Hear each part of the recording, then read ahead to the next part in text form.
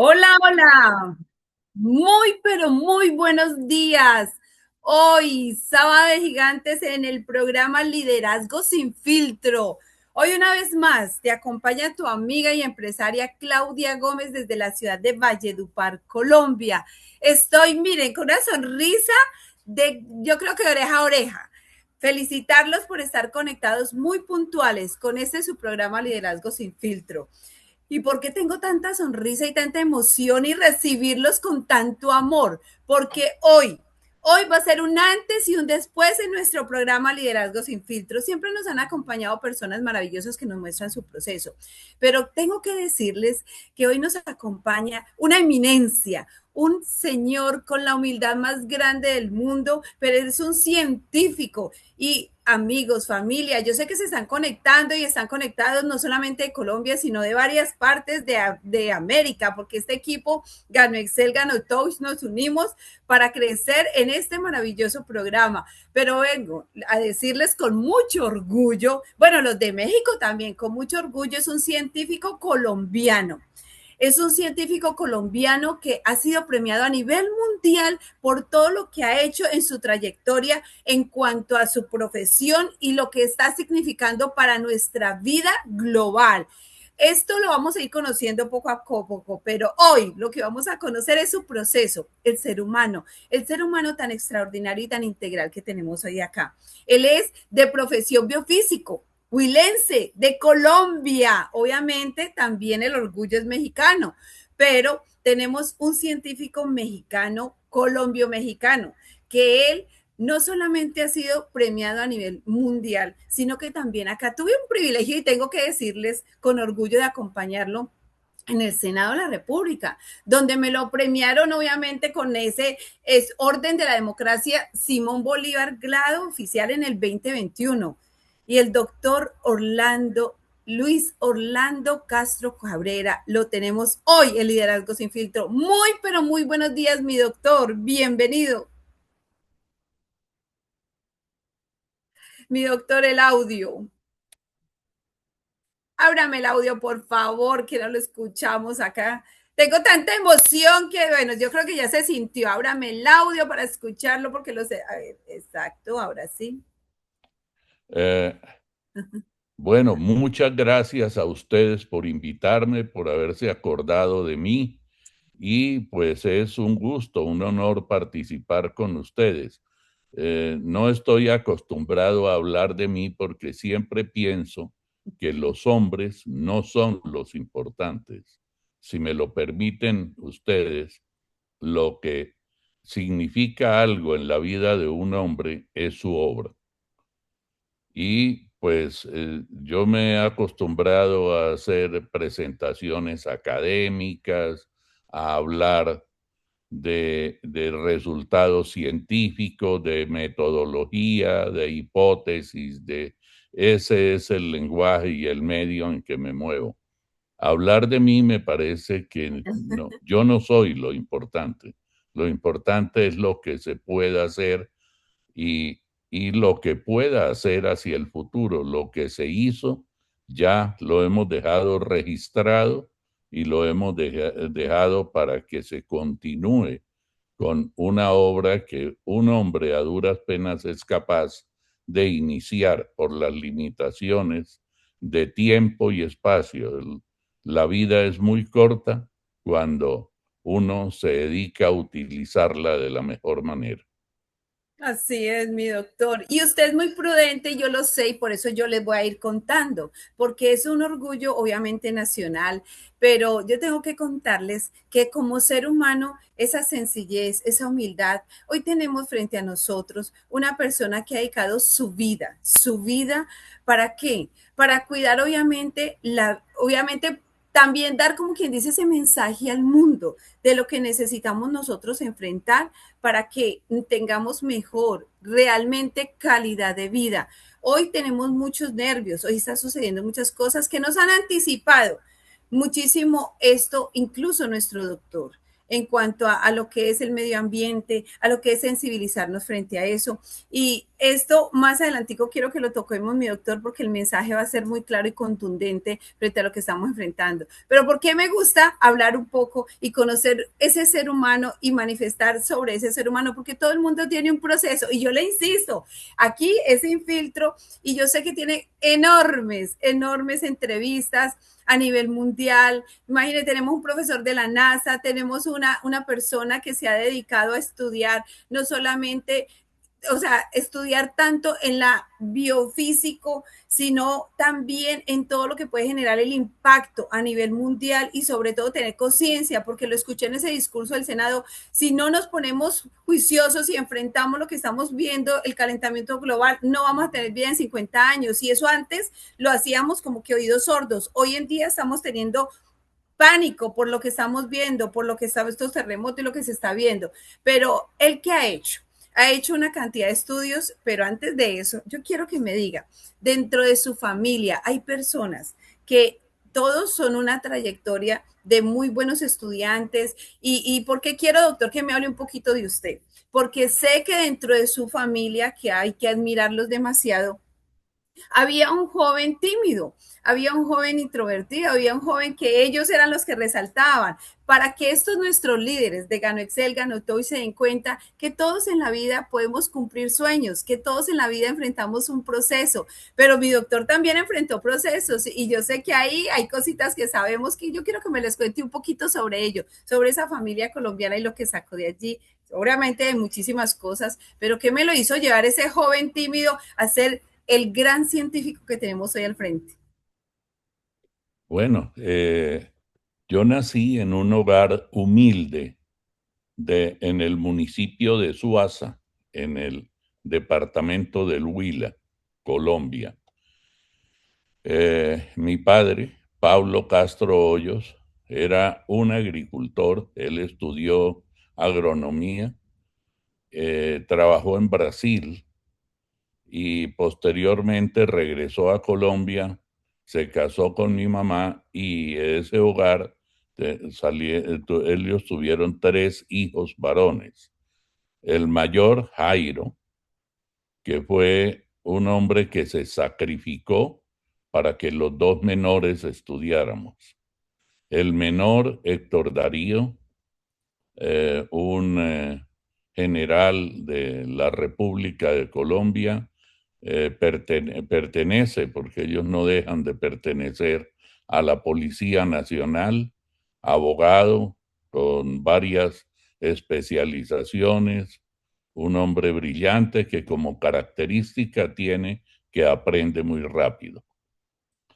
Mi hermano mayor, cuando mi padre, en ese momento yo tenía 12 años, mi padre murió, él dejó de estudiar y empezó a trabajar, y con el liderazgo de mi madre, que mi madre tenía un perfil poético, perdónenme por el término, ella decía, yo no soy poeta, yo escribo versos. Eh, entonces, y era un hogar demasiado disciplinado, muy rígida la disciplina en el hogar, pero siempre un hogar con calor humano, con vida. Les quiero contar una experiencia porque a veces las cosas negativas lo forman a uno. Yo tenía aproximadamente 5 años y tenía un primo hermano que era la admiración de la familia. En mi familia, la orientación profesional era hacia los médicos y los abogados y los sacerdotes, los curas. eh, y él estudió ingeniería, entonces era el que sabía matemáticas, era el admirado por la familia. Y un día me fui con él y él estaba haciendo un diseño de una central, una pequeña central hidroeléctrica en Garzón que se llamaba La Pita. Estábamos arriba en el lugar donde iba a quedar el almacenamiento de agua, donde se construían los tanques, y me dijo, Orlando, vaya hasta la casa de máquinas y trae los planos.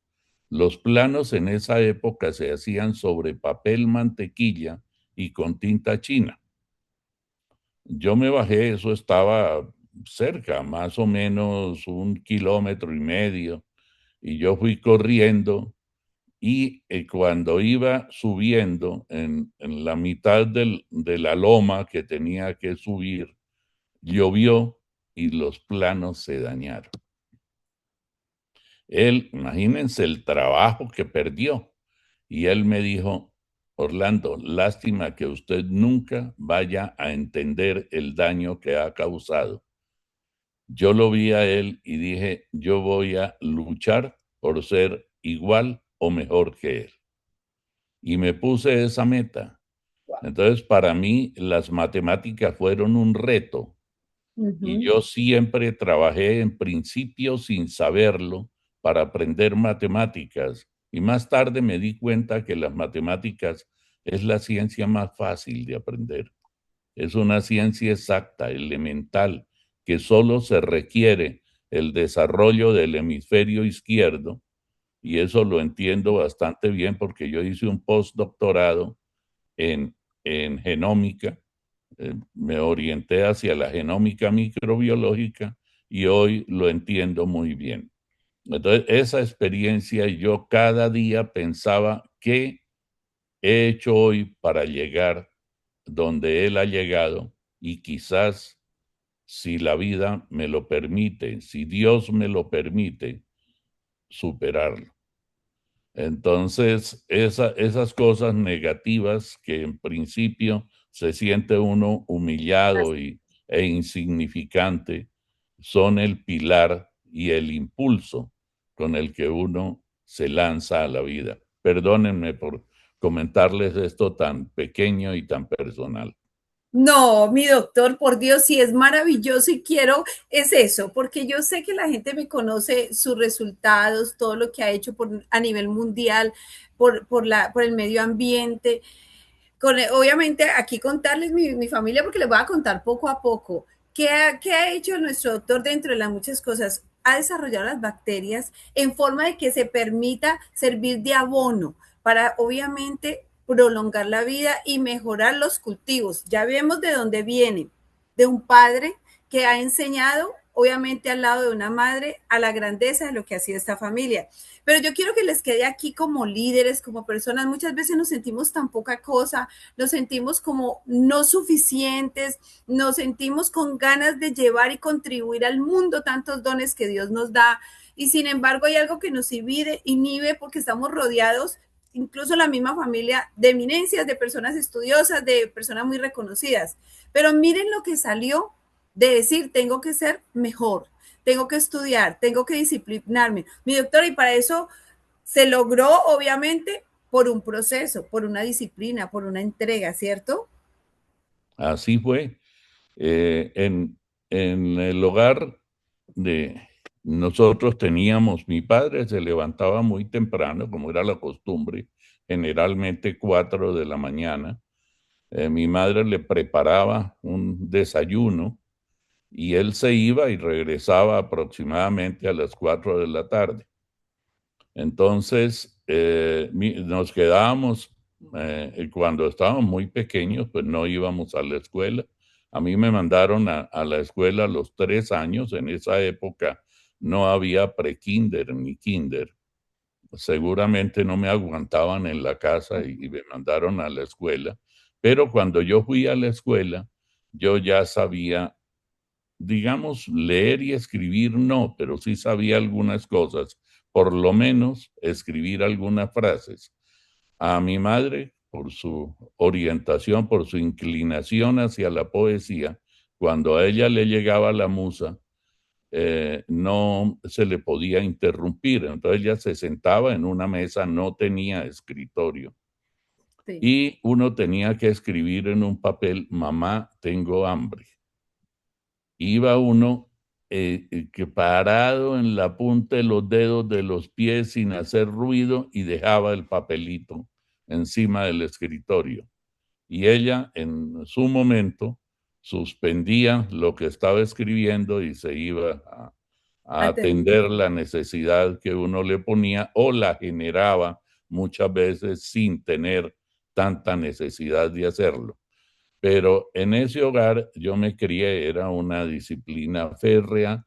Yo caminé descalzo por las calles de Suaza con mis compañeros, que fue una generación realmente importante, muy importante. Y pues la gente que aún ha sobrevivido a todo este tiempo, sigue, yo recuerdo de mis compañeros, el doctor Gustavo Almario, un profesor de cirugía, el doctor Germán Artunduaga, un anestesiólogo, eh, personas como Filomeno Hernández, un pintor el más vendido de Europa entre el 2000 y el 2005 y que tiene un cuadro, creo que se llama El visitante submarino en el Museo de Arte Moderno de Nueva York, que el seguro del cuadro está por 28 millones de dólares. Miren dónde llegó Filomeno, y está vivo y está trabajando. Me refiero a mis hermanos. Jairo, a pesar de no haber estudiado, él como chofer de camión nos formó a los dos hermanos menores, nos apoyó, nos motivó, y el liderazgo de mi mamá, porque Jairo ni siquiera cobraba él el sueldo, se lo pagaban a mi mamá. Imagínate. Entonces yo llegué a la escuela y tuve el privilegio de tener un profesor, se llamó don Daniel Jaramillo, un hombre extraordinario, sumamente exigente, como era lo que se acostumbraba en la época, y muy rígido. Y pues me promovieron. Yo el primer año de básica primaria terminé en tercero, y al año siguiente terminé la primaria. El bachillerato no fui a cursarlo como todos ustedes lo han hecho. Yo validé el bachillerato y lo validé en 2 años. Hice de primero a tercero el primer año, y en el segundo año de cuarto a sexto, o sea, para los más jóvenes, de sexto a noveno y de noveno a 12. Nos presentamos todos los que terminamos, porque a mí no me dejaron poner la foto en el mosaico del colegio, ¿Por porque yo no qué? era alumno del colegio y Ah, yo quería quedar, era un validante, y eso claro. era con una autorización de la Secretaría de Educación. Y nos presentamos y yo pasé en la Universidad Nacional a Sí. Ingeniería Eléctrica. A mí me fue muy bien porque pues con mi inclinación hacia las matemáticas, en la ingeniería se me facilitaba, y existía en esa época un decreto de que los menores yo ingresé a la universidad de 11 años. En esa época era una vergüenza, para mí por lo menos, ser tan joven y estar en la universidad.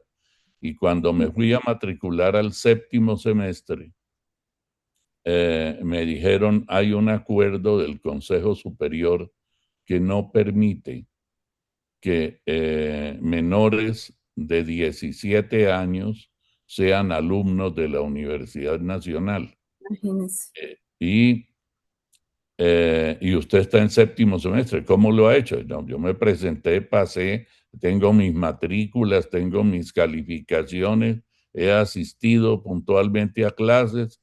Yo, la única responsabilidad que me pueden indilgar es que pues haya nacido tarde, pero por lo demás, no.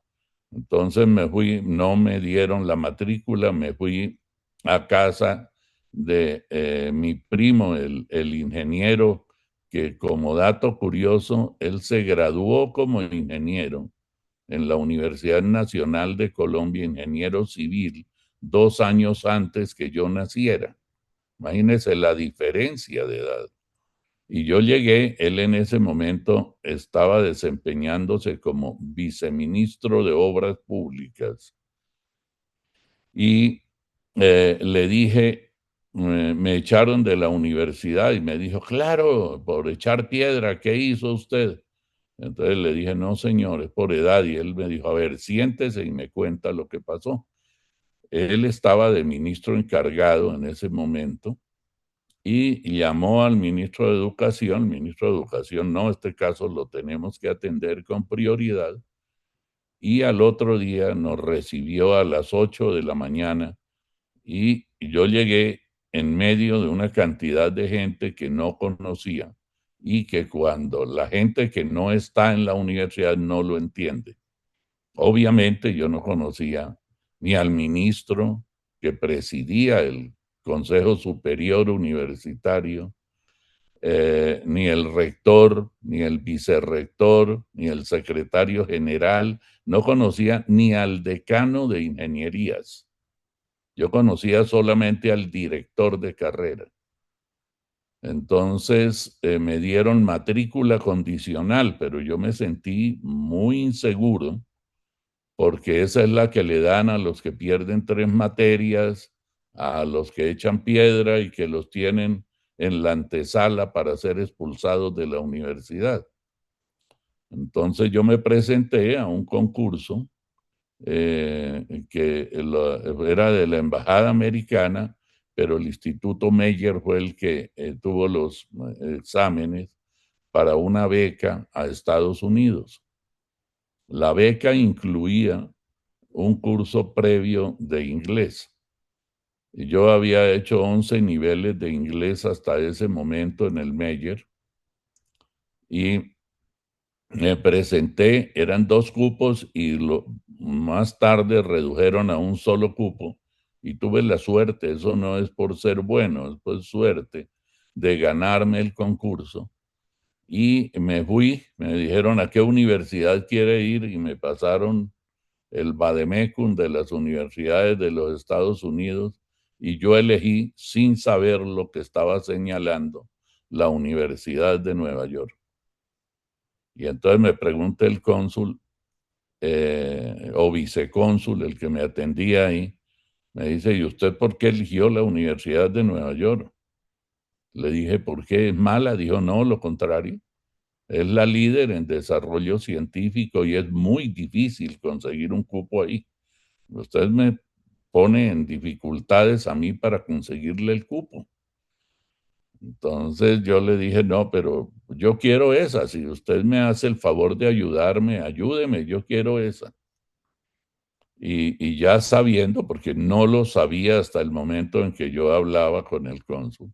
En esa época, pues no existía ni la inteligencia artificial, no existía ni el FAS, mucho menos todo lo que hemos vivido en estos últimos años. Entonces él me cita para 3 días más tarde y regreso y me hace seguir, siempre me hacían esperar, ese día me hizo seguir de inmediato. Me dijo, usted tiene mucha suerte. ¿Por qué? Yo lo aceptaron. Yo me fui en condiciones difíciles, con poco dinero, yo llevaba alrededor de $120, eran mis recursos. No tenía derecho a llegar al aeropuerto de Nueva York. Ah, pero hubo un detalle. Yo le dije al cónsul que yo no necesitaba el curso de inglés. Le decía, usted y yo estamos hablando inglés. ¿Para qué voy a perder un semestre estudiando inglés? Y él me insistió 3 veces y no me volvió a insistir. Cuando yo me subí al avión, todo el mundo empezó a hablar en inglés muy rápido y yo no entendía nada. Al llegar a la universidad, los 2 primeros meses fueron críticos, porque yo no comprendía las clases, entonces me tocaba salir con las notas que tomaba y lo poco que entendía a estudiar sobre eso. Casi pierdo la beca en el primer bimestre, pero en el segundo ya me fue muy bien y yo mantuve la beca de rendimiento académico. Con esa beca y sin pagar un centavo me daban alojamiento, me daban comida en la cafetería de la universidad. Hice un BSC, hice ingeniería electrónica para usar términos colombianos, y también hice un BSC en electrodiagnóstico humano, que me gradué pero nunca lo ejercí. Y ahora pues hasta de GPT ha desaparecido eso, porque yo nunca lo menciono, solo en esta ocasión. Posteriormente hice un máster en física pura. Lo hice con un trabajo sobre espacio-tiempo basado en la teoría de la relatividad general, cuando Albert Einstein asegura que se puede ir al pasado pero que nunca se puede ir al futuro, perdón, pero que nunca se podrá ir al pasado. Yo rebatí esa parte de la teoría de la relatividad general. Todavía no estoy tan seguro de haberlo hecho tan bien, pero por lo menos el jurado, que fue un jurado de muy alto nivel, lo aceptó. Empecé el doctorado en biofísica y tuve la suerte, pero también la dificultad de tener un profesor que tenía fama de no pasar a más del 50% de sus candidatos doctorales, que fue, lo voy a pronunciar en alemán, Bernhard von Braun, que fue el hombre que llevó al hombre a la luna, el director del programa Apolo. Yo hice mi trabajo doctoral en la NASA, eh, y pues tuve un profesor en la universidad que era mi tutor, John Potorowski, de origen sueco, que fue maravilloso y me supo orientar. Eso es suerte también, tener gente tan buena. Y con Von Braun tuve varias experiencias. El primero me dijo que el trabajo que le había propuesto no valía la pena que él le dedicara tiempo. Y cuando fui a salir de la oficina, yo le agradecí por haberme recibido, y pues era uno de los grandes, al nivel de Albert Einstein, porque fue uno de los científicos alemanes, el del grupo de los 96, y que pues dirigió toda la carrera espacial de Estados Unidos, frente a la competencia que se generó cuando en Rusia, con un colega de él, también alcanzaron. Recuerdo mucho que el primer ser que orbitó la Tierra fue una perrita de nombre Laika, en una nave espacial, y que estuvo allá y que regresó y que sobrevivió a esa experiencia. Lo hicieron los rusos. Entonces los norteamericanos se pusieron a alcanzar y superar a Rusia. Eh, entonces, perdón que no le quité el entonces, mm, entonces, frente a esa circunstancia, pues yo me sostuve, hice los trabajos, tuve dificultades como es natural. Y cuando iba a terminar el doctorado, nos llamaron a Peter Gleiser, que también yo creo que alguna vez habrán leído sobre él. Peter Gleiser era hijo de Harold Gleiser. Harold era el dueño del concurso Miss Universo. Y él hizo un trabajo para montar una estación espacial en órbita de 33.000 kilómetros, de 69.9 kilómetros cuadrados de celdas solares, que en esa época eran de sulfuro de cadmio. Después fue que se usó el silicio, tanto el poli como el monocristalino. Entonces, y a mí, que había hecho este trabajo en biofísica, eh, que consistió en llevar bacterias a órbita de 33.000 kilómetros, hacer un mapeo genético, hoy se llamaría mapeo genético.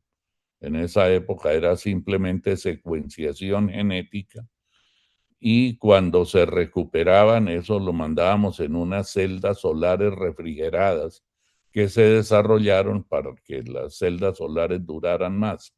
Ustedes comprenden que cuando se está en el espacio, la temperatura que genera un cuerpo negro en presencia del sol es enorme, entonces la degradación de los materiales es muy alta y la noche en órbita de 33.000 kilómetros es de 72 minutos, porque hay que calcular la velocidad periférica de ese elemento en el espacio que depende de la velocidad de rotación de la Tierra y el cono oscuro se forma así del Sol.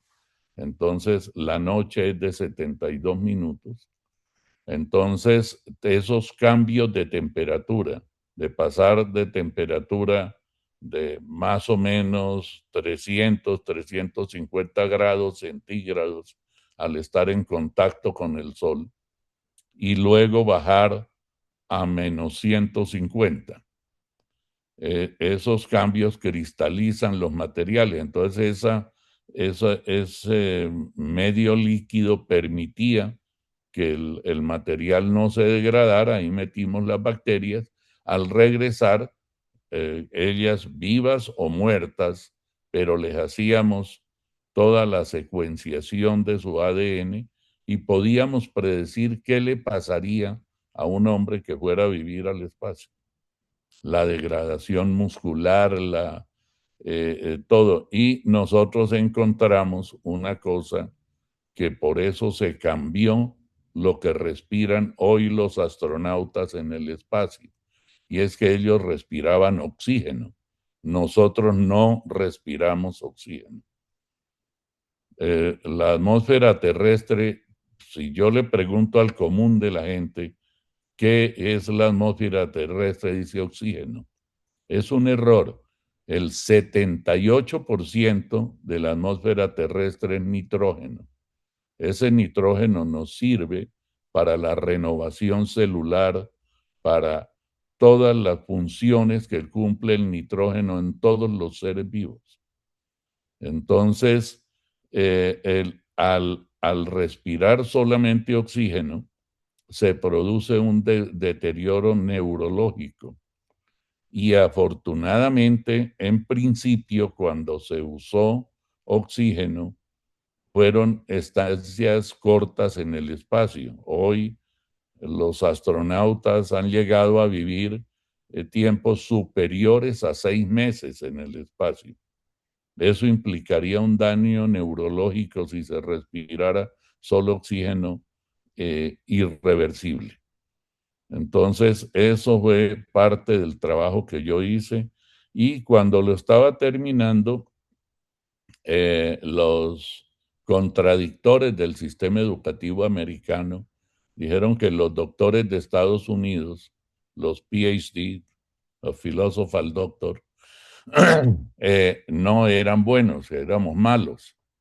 Entonces, y había mucha crítica y los gringos que son tan prácticos, entonces le dijeron, perfecto, si son malos, entonces los vamos a mejorar, pero ustedes colabórennos en algo. ¿Y en qué? Países como Francia, como Rusia, que eran críticos profundos del sistema educativo americano, ¿y en qué les vamos a ayudar? Dijo, ustedes van a ser los jurados de nuestros doctores. Y nos escogieron a Peter Gleiser y a mí, los primeros para eso. Entonces me dijeron, váyase a Suecia. Perdón, profesor, ¿cuándo? No, se va en 2 meses. Me dijo el profesor Potorowski. Le dije, y allá vamos a hablar inglés o alemán, el idioma del espacio es el alemán. Entonces los que trabajamos en la NASA, pues habíamos tenido la obligación de aprender alemán. Entonces dijo, no, como usted habla alemán, pues no hay problema, es un idioma que tiene declinaciones similar al alemán y aprenderlo en 2 meses, le pregunté yo, sí. ¿Y qué ayuda me da? Dijo, mire, en la embajada de Suecia le pueden regalar 2 libritos y unas grabaciones, unos cassettes que se llaman 12 lecciones de sueco y los laboratorios de la universidad. Yo tengo que dictar una conferencia en sueco. Yo, sí, señor. No al llegar, pero sí tiene que dictar una conferencia en sueco. Entonces, me mandaron a Suecia y tuve una hermosa experiencia. Lo hice en la Universidad de Estocolmo, fueron los que me recibieron. Y una hermosa, una gente maravillosa. Es un país hermoso donde me gustaría vivir, y más tarde fui profesor invitado a la Universidad de Lund, ahí en Suecia. Lund es una ciudad donde me gustaría vivir los últimos años de mi vida. Y regresé y entonces él se ponía el dedo así y dijo, ¿y ahora para dónde los mando a ustedes? Entonces dijo, se van a Francia, que eran los críticos más duros. Profesor, ¿y nos toca aprender francés? Sí, señor, pero ustedes hablan español, es una lengua romance, es muy fácil aprenderlo. Sí, claro, cuando uno no lo tiene que hacer, cuando parte de cero, porque él hablaba francés, yo no. Entonces, a aprender francés y irnos a Francia. Llegamos de Francia y se repite la historia. Entonces él nos dijo, le voy a dar unas vacaciones de tranquilidad. Se van a Alemania. Entonces no teníamos que aprender el idioma. Regresamos de Alemania y se paró frente a mí. Yo había escrito un libro con la inmadurez de entre los 15 y los 16 años, que se llamó Aspectos positivos y negativos del proceso de cambio colombiano. Yo creí que era comunista y escribí ese libro, tomé estadísticas de la CEPAL y profundicé de toda América Latina y profundicé en el caso colombiano y concluí que la única salida era la dictadura del proletariado. Yo me imaginé que eso no lo sabían ellos. Y me dice, señor Castro, usted es comunista, entonces la siguiente es a Rusia. Señor, yo en 2 meses no aprendo ruso. Sí, sí, cambia el alfabeto, pero eso no es complicado. Bueno, nos fuimos a Rusia después de pasar 10 horas diarias en un laboratorio de idiomas.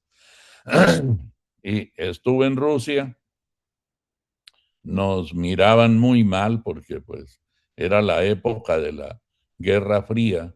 Esto fue en el año de 1969, antes de que los papás de ustedes hubieran nacido. Y llegué de Rusia y entonces le dije, ¿ahora para dónde nos va a mandar? Entonces dije, ojalá no se le ocurra Ucrania o un idioma que no conozcamos nada de él. Entonces dijo, no, les voy a dar otras vacaciones. Se van a Inglaterra. Entonces ahí me recibieron en el Imperial College y ahí hice mi estancia y mi defensa, porque me tocaba hacer la defensa de la tesis doctoral en las universidades frente a sus investigadores, a sus científicos. Y pues así fue, me dieron afortunadamente el doctorado por unanimidad del jurado, que fueron los profesores, y no sabía quiénes iban de cada país que había visitado. Y al profesor que uno le ha molestado una pregunta y no se le había respondido, ese era el que llegaba a ser el jurado.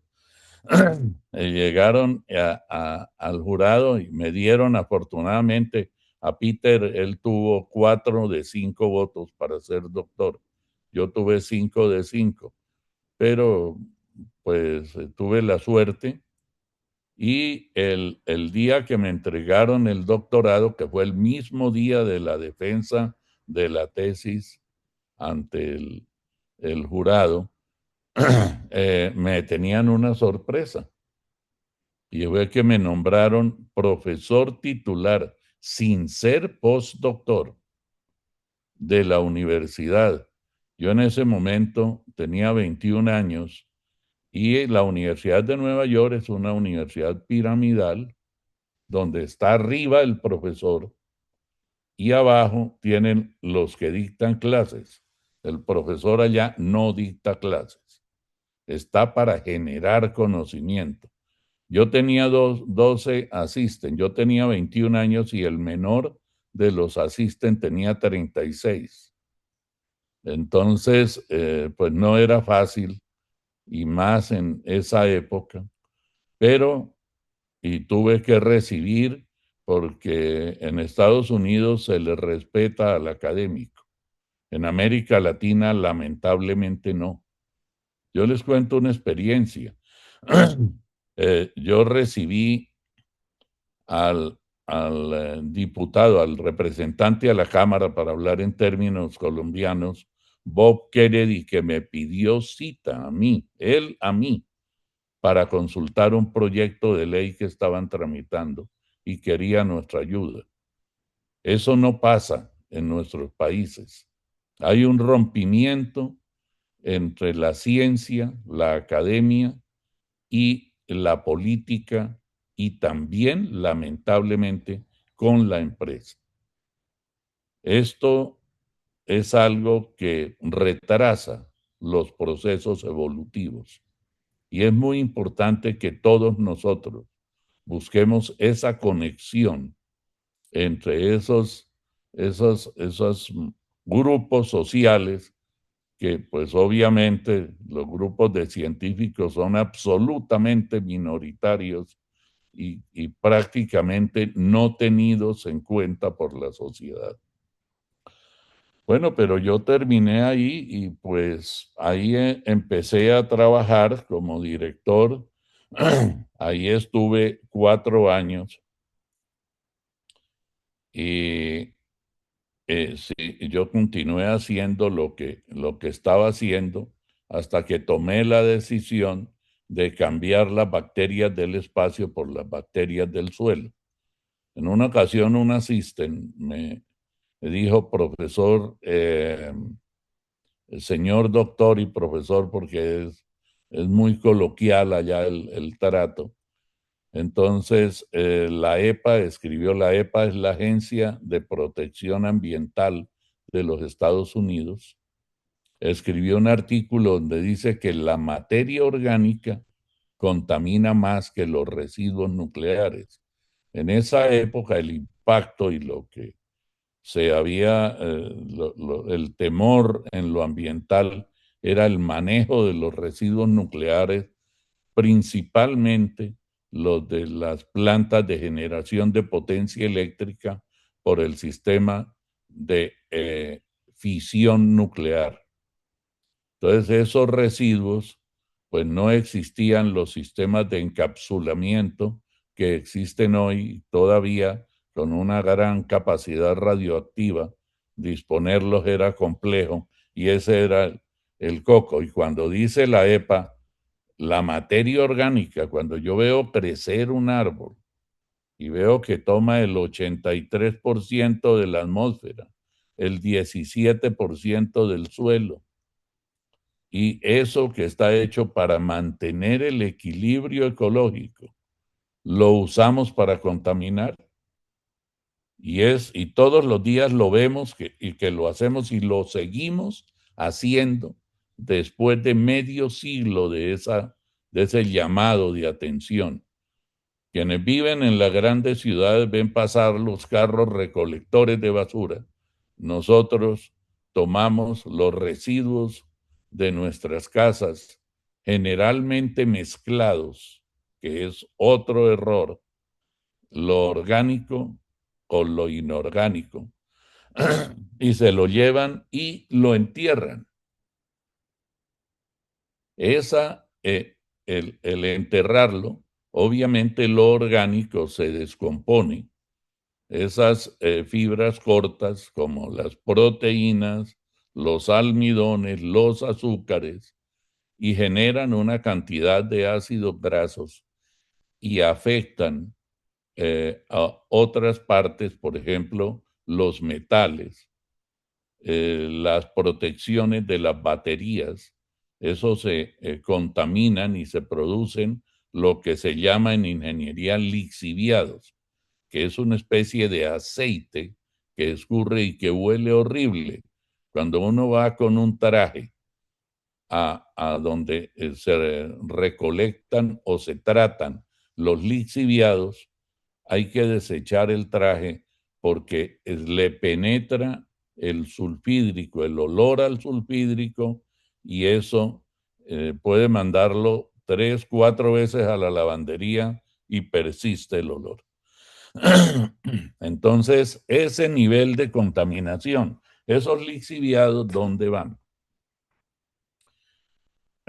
Primero van al suelo, a la superficie del suelo. Hay una infiltración dependiendo de las características en los llamados rellenos sanitarios. En Europa se les llaman vertederos.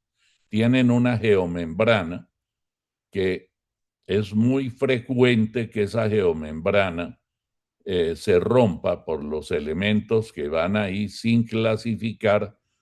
Pensamos un pedazo de varilla de hierro perfora la geomembrana y se salen esos líquidos, esos lixiviados, van a las aguas subterráneas alimentan a los ríos, perdón, y de ahí tomamos agua nosotros. Entonces, ellos habían hecho la evaluación de cuántos lixiviados se producían en 1973, fue eso. Se producían y era un caudal similar al del río Amazonas en todo el mundo. Ante eso, yo dije, hay que pensar en el suelo. Yo siempre pensé en una solución que fuera el suelo, pero no con la profundidad con que hoy se conoce el suelo como la solución inclusive para la continuidad de la vida sobre la Tierra. Yo quiero dar un salto grande me da pena seguir hablando de manera, un salto grande. En la COP21 en París, en el año 2021, un científico europeo, el doctor Sommer, él presentó una propuesta con el respaldo del gobierno francés que se denominó 4 por 1000. ¿Cuál es la preocupación actual y que es una de las principales preocupaciones? Es el calentamiento global de la Tierra, y esto es un fenómeno muy sencillo de entender, pero muy complejo de resolver. Cuando nosotros estamos generando contaminación, hay muchos gases que contaminan la atmósfera, pero hablemos de uno específicamente, del CO2. El CO2 se produce, por ejemplo, en procesos industriales. Con el auto nuestro estamos produciendo muchísimo CO2. Ese se va a la atmósfera y se ubica entre los 80 y los 100 kilómetros de la capa atmosférica. Cuando la radiación solar pasa a través de esa capa, es transparente por su longitud de onda.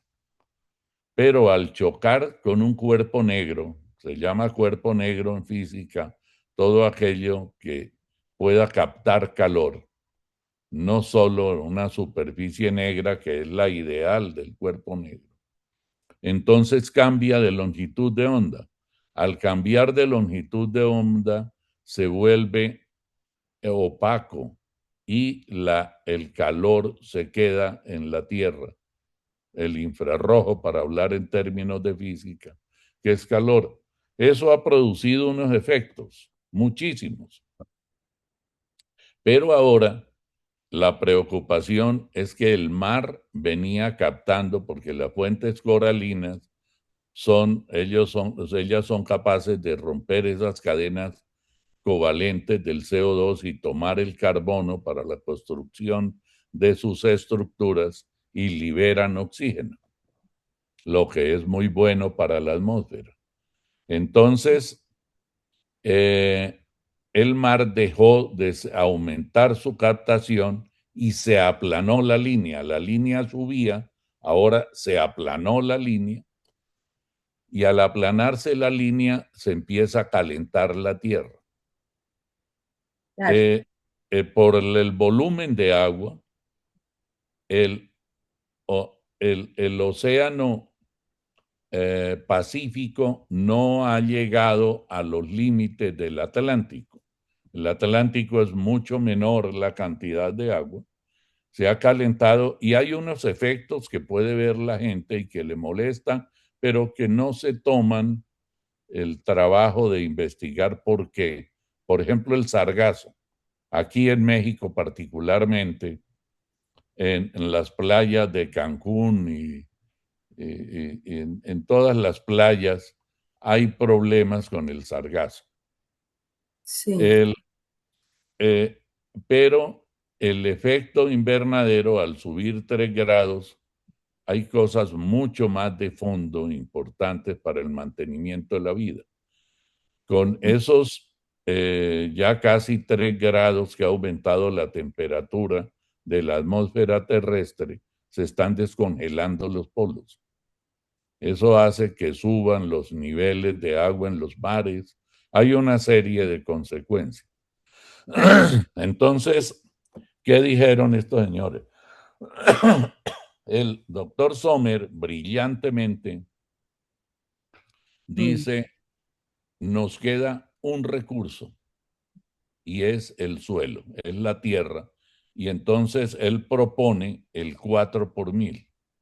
Es mm, decir, captar el 4 por mil de carbono por parte del suelo para en 100 años revertir el 82% del cambio climático.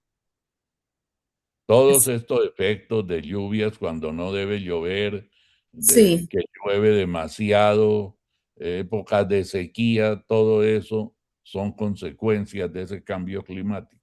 así es. Nosotros habíamos hecho un trabajo en Colombia desde el año 2000 en terrenos de una familia que se llama la familia Cabal, la gerencia, la maestra en ciencias, ella es ingeniera de sistemas y Ujú, hizo una maestría en economía agraria en la mm, Universidad de Nebraska. Ángela María nos puso un día las coincidencias o las diosidencias. Yo fui a dictar una sí, conferencia invitado por Ceni Caña sobre sostenibilidad del cultivo de caña de azúcar. Ella era la presidenta de Procaña y vicepresidenta de FENALCE, los productores de granos de Colombia, para los ujú, que no están en Colombia y no conocen. sí. Entonces ella pidió sentarse al lado mío y me dijo, yo además de ser cañera, soy pepera. Le dije, ¿qué es eso? Dijo, sí, produzco soya, maíz, y producen también algodón, sorgo. Entonces le dije, ¿y qué problema tienen? Dijo, no, viene una plaga La al otro bacteria, ahí lado. fue que nace lo de la bacteria. ¿Cómo? Lo de la bacteria, ahí es donde empieza la Eh, solución y el aprovechamiento de Exacto, las basuras con esa bacteria para que sean los microorganismos menos dañinos, sino que ahí es donde surge ese estudio. exacto. Entonces me dijo, me llamó la atención lo que usted dijo sobre quimioresistencia. La quimioresistencia es un concepto nuevo que, perdónenme, yo lo generé pues con el equipo que yo dirijo, obviamente.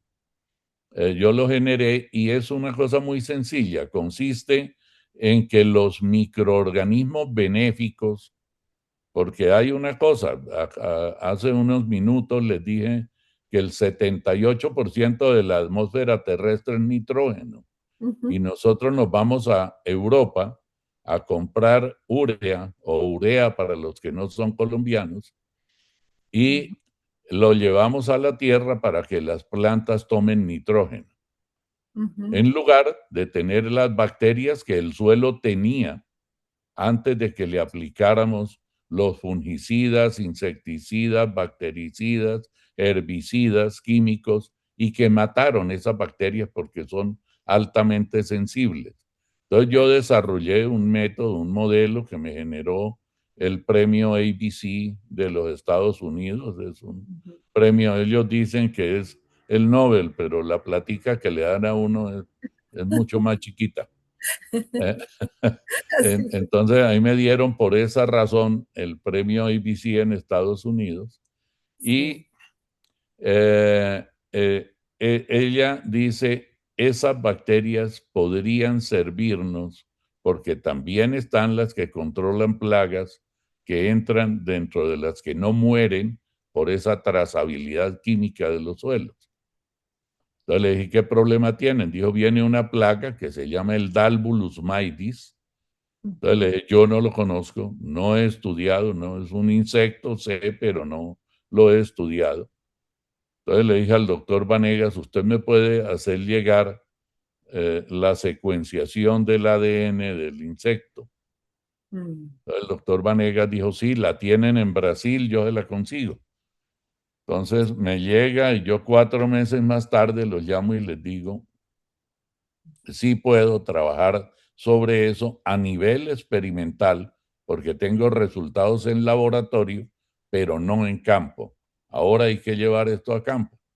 Entonces ella nos dio, yo le pedí 2.000 metros cuadrados y ella ofreció 7.25 hectáreas, un área demasiado grande. Yo le dije, no, yo no tengo gente y el CIAT de Cali nos colaboró muy eficientemente, el Centro Internacional de Agricultura Tropical, eh, pero no va a haber gente para tomar datos en un área tan grande. Entonces el doctor Vanegas dijo, FENAL se pone todos los ingenieros que usted requiera y hagámoslo a nivel semi-industrial. Entonces lo hicimos. Ese trabajo, ella quería acabar con el Dalbulus maidis y yo quería mejorar los suelos para que las plantas tuvieran mejor salud y pudieran resistir y tolerar los ataques de esos organismos, en este caso macroorganismos que atacaban a la planta. El Dalbulus maidis tiene una característica y es que perfora en edad temprana la, la planta del maíz, tiene un piquito, lo introduce como si fuera una inyección y él introduce un líquido a la planta y después succiona los azúcares para tomar energía de la planta de maíz. Dios. Ahí en ese líquido hay una bacteria muy especial que poco se ha estudiado, que se llama el Spiroplasma concei. ¿Por qué es especial esa bacteria? Porque todas las bacterias, como ustedes saben, tienen paredes celulares. Esta no tiene pared celular. Entonces ella solo puede vivir dentro del floema de la planta. Entonces ella produce el achaparramiento del maíz y el tamaño de las mazorcas es como el dedo meñique de cualquiera de ustedes. Entonces no hay cosecha. Claro. Entonces nosotros arrancamos con eso, mejoramos los suelos, no quiero detenerme porque ya creo Dios. que ustedes están fuera de No, tiempo. yo estoy emocionada y yo, la verdad, mi doctor, es que es tanto lo que tenemos que aprenderle y saber que es que es la vida de por medio, es todo lo que nos da y entregarnos todo esto es maravilloso. Yo me emociono porque lo he leído, es cercano y aparte de eso, invito a todos a que lo sigamos, a que vayamos un poco más.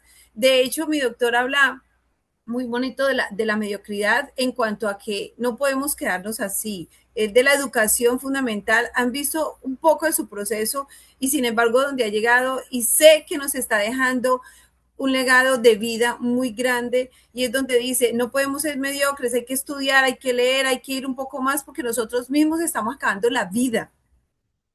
Así es. Pero doctora Claudia, déjeme y le concluyo ya. Con esto, nosotros, ¿qué hicimos? Cuando ella vio los resultados en esa área, ella la llevó a, creo que fueron 86, 90 hectáreas y aplicó la misma metodología, obviamente con la asesoría nuestra, y empezó a aumentar la materia orgánica del suelo y como consecuencia el carbono orgánico del suelo, que es la vida del suelo, es donde las bacterias pueden vivir. El suelo es un elemento nuevo. Y viendo lo que pasó en la COP21 en París, evaluamos lo que nosotros habíamos hecho y nosotros de la meta que nadie la ha alcanzado hasta ahora, propuesta del 4 por mil en Colombia, nosotros alcanzamos a estar 20.99 veces arriba de la meta global. Eso es la noticia que yo di ahora hace aproximadamente 2 meses y que pues seguramente ustedes habrán visto en algunos noticieros y en periódicos. No hemos publicado todavía en revistas científicas, lo vamos a hacer, pero queremos alimentar mejor el artículo porque uno nunca sabe si es el último y debe quedar muy fundamentado el mensaje y ser lo suficientemente motivante para que se siga trabajando. Entonces, si ellos necesitaban 100 años para revertir el cambio climático con lo que hemos hecho nosotros, hablo del 4 por mil, que es la propuesta del doctor Sommer, que es brillante, nosotros lo vamos a hacer en 20 en lugar de 100. Así es. Revertir el cambio climático, ¿qué significa? Bajar la temperatura del mar, que el régimen de lluvias vuelva a normalizarse. Es mantener más tiempo la vida sobre la Tierra. Wow.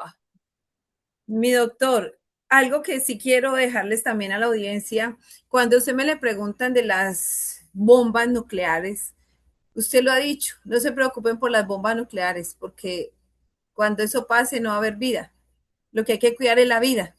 Lo que hay que cuidar es todo esto que ustedes hacen, el cielo, el suelo, perdón, y todo lo que nos está dejando, todo lo que han hecho durante estos años al lado de una mujer extraordinaria que también me encanta. La mujer no está detrás del gran científico, está también adelante, llevando la batuta, haciendo un complemento maravilloso en ese equipo de trabajo y en todo lo que están haciendo, no por Colombia, no por las Américas, por el mundo. Aquí, por eso me emociono, familia, es que tenemos una eminencia, tenemos un gran científico al que es demasiado, demasiado lo que hoy podemos y estar agradecidos sin saberlo. Muchos de ustedes quizás no sabían todo esto y lo están conociendo y sé que lo van a seguir y van a conocer más de él, porque nuestros hijos, nietos y bisnietos van a agradecerle todo ese trabajo extraordinario que está haciendo.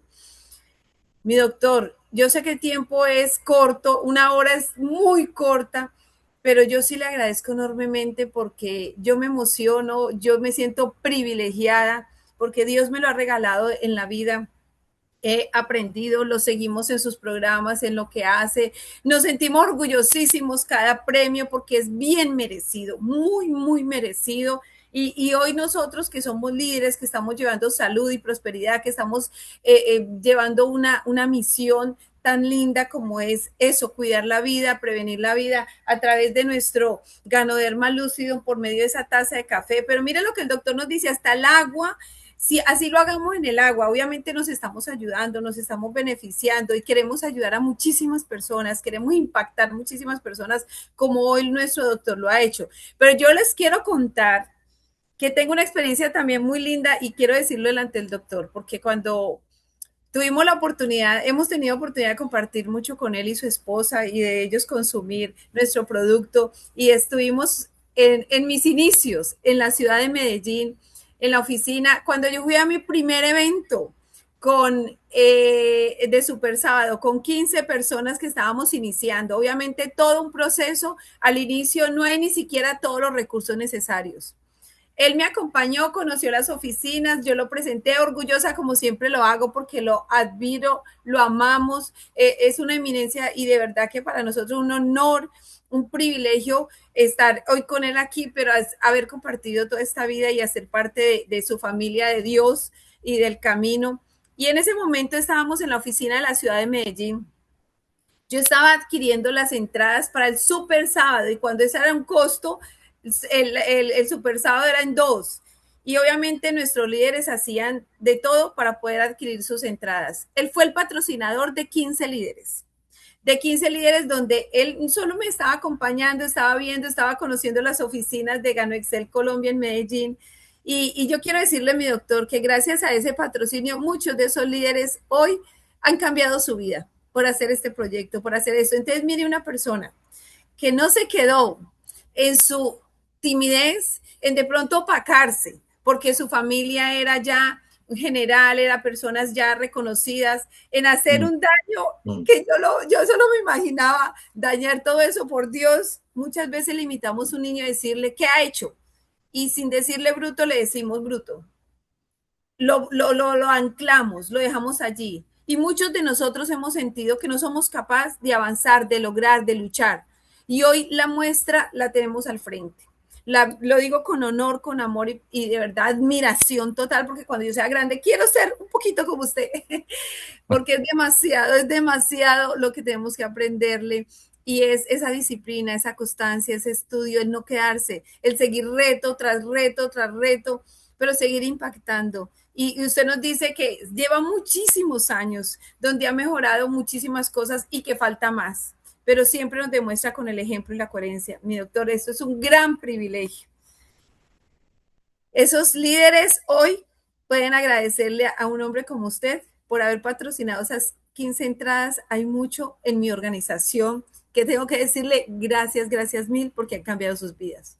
Y eso usted no lo sabía. Y quiero decirle que Gano Excel, este equipo y esta familia a cabeza de nuestro diamante Jaime Vargas, gracias, gracias mil. No quiero que sea la primera, es la primera, pero no la última vez de poderlo tener. Sí nos hemos pasado unos minuticos, pero yo quiero, mi doctor, que me les dé ese último mensaje a estos líderes que están, muchos ya llevan años, otros están construyendo, otros están ahí como que sí voy, no voy, muy lento su proceso, pero todo proceso, si no se deja, si no se abandona, tiene un resultado. Yo quiero que usted me les dé ese mensaje, porque usted que al mundo entero, en Los Ángeles, donde tiene su laboratorio, en México, les está diciendo, la vida hay que cuidarla y hay que, con esta solución que tenemos a través de nuestros estudios, hay que hacer algo, pero y en el desarrollo sustentable y lo que queremos hacer con dejarles el legado a nuestros hijos, que sí haya vida. Pero para estos líderes, ¿qué mensaje me les deja? ¿Qué mensaje me les deja en esta construcción tan bella llamada Gano Excel? Bueno, que uno puede llegar donde se proponga llegar siempre y cuando tenga disciplina, decisión y una voluntad de sacrificarse. Y hay cosas que le da a uno la vida. Mire, no sé si ustedes conocen la historia de un gran científico, el inventor de la penicilina, por Uh -huh. accidente, pero el inventor de la Bueno, penicilina, frente a un gran líder mundial también.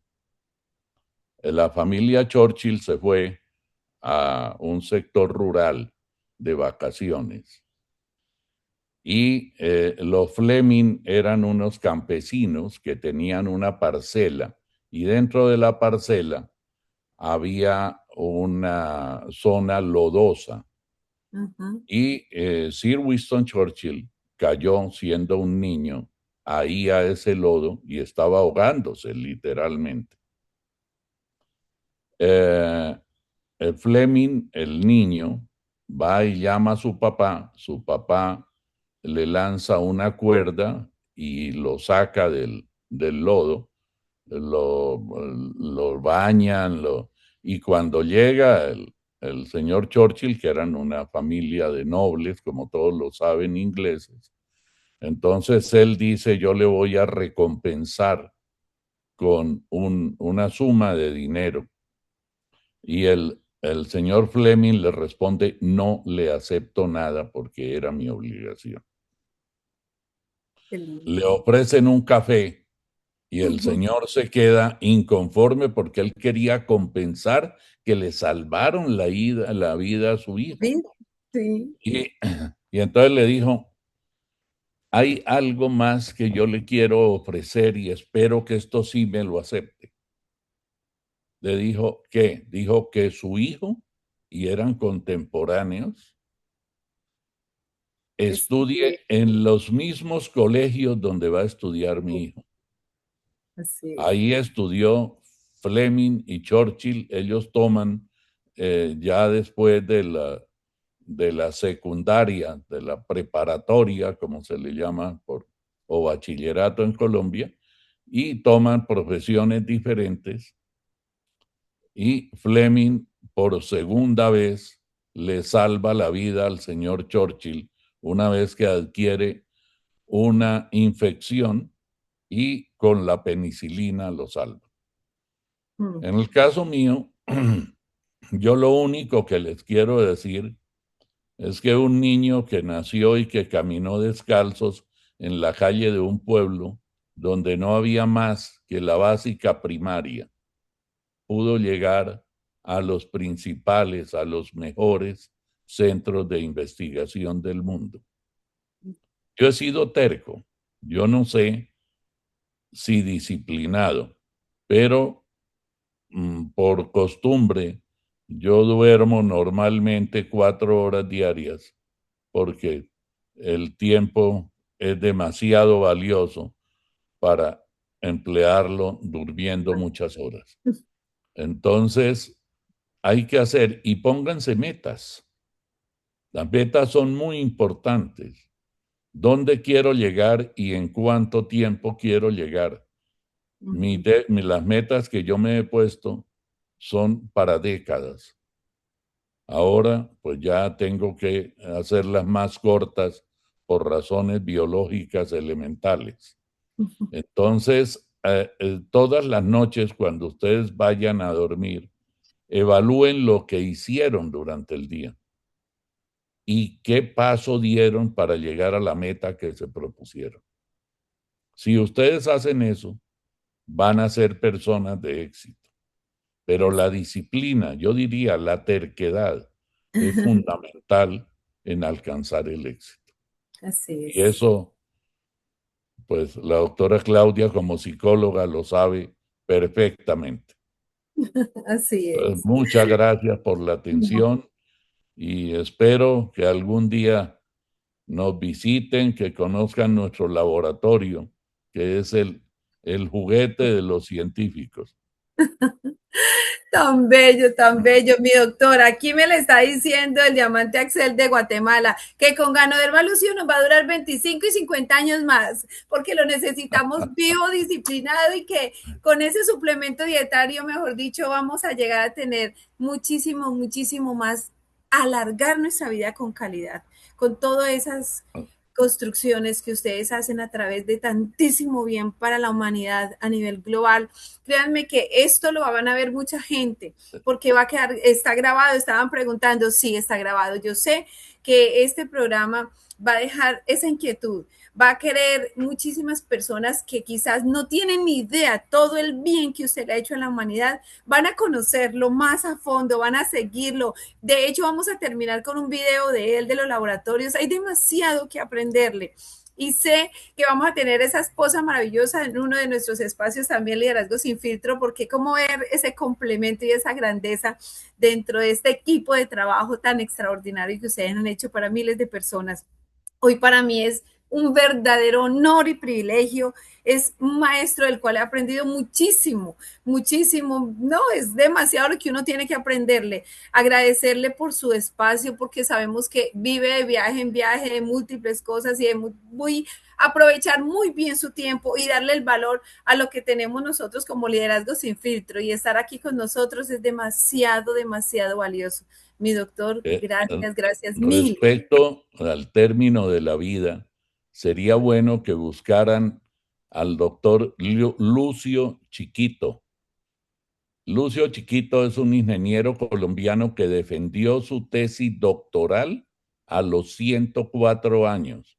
Hay 8 proyectos de investigación científica y que se llaman el Gen Chiquito.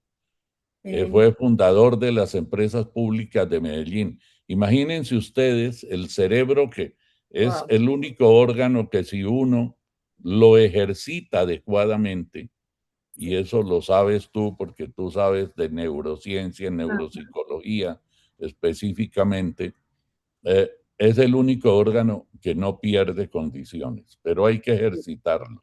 así es. Entonces, ese ejemplo de Lucio Chiquito, hoy ya Lucio Chiquito va a cumplir 111 años.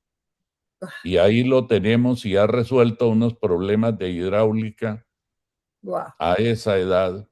qué Es belleza. un trabajo de 40 años, un trabajo que lo defendió en un idioma que no es el nativo.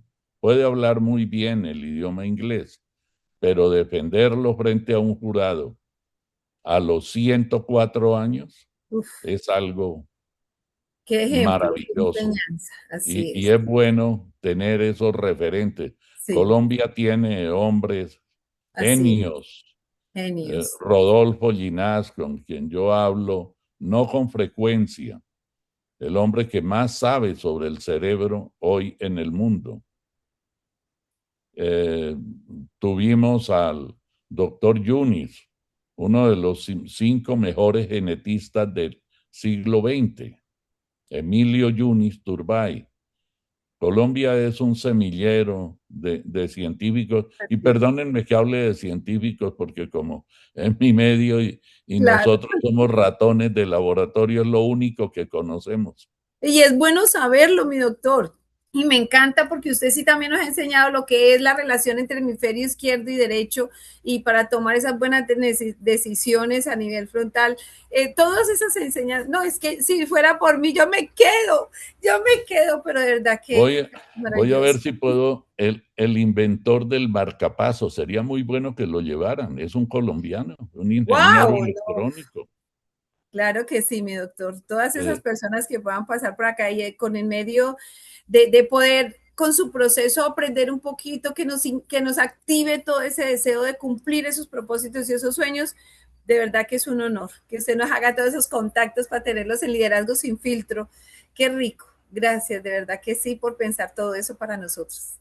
bueno, pues aquí estoy a las órdenes de ustedes. Un abrazo y un beso gigante desde Colombia. Le debemos esa visita. También lo esperamos aquí con todo el amor, con todas las ganas de abrazarle ese rompehuesos. Gracias, gracias mil, mi doctor. Quiero que se me queden para que vean ese un poco corto video. Obviamente en las redes, en los grupos, vamos a mandarle las redes de nuestro doctor Luis Orlando Castro Cabrera, que deben saber a fondo. Hoy conocimos un poquito de la magnitud de lo que ha hecho por nuestra humanidad y lo que va a seguir eso implementando a nivel mundial. Gracias, gracias Milo. Un abrazo, lo amamos gigantesco. Un saludo extensivo a mi doctora Paulina. Yo también, con todo gusto. Soy Luis Orlando Castro Cabrera, investigador científico y CEO de Salus Mundi. Presentamos hoy la biotecnología Salus Mundi, que se basa en un desarrollo científico, y uno de nuestros productos, el Salus Mundi Biofertilis Líquido.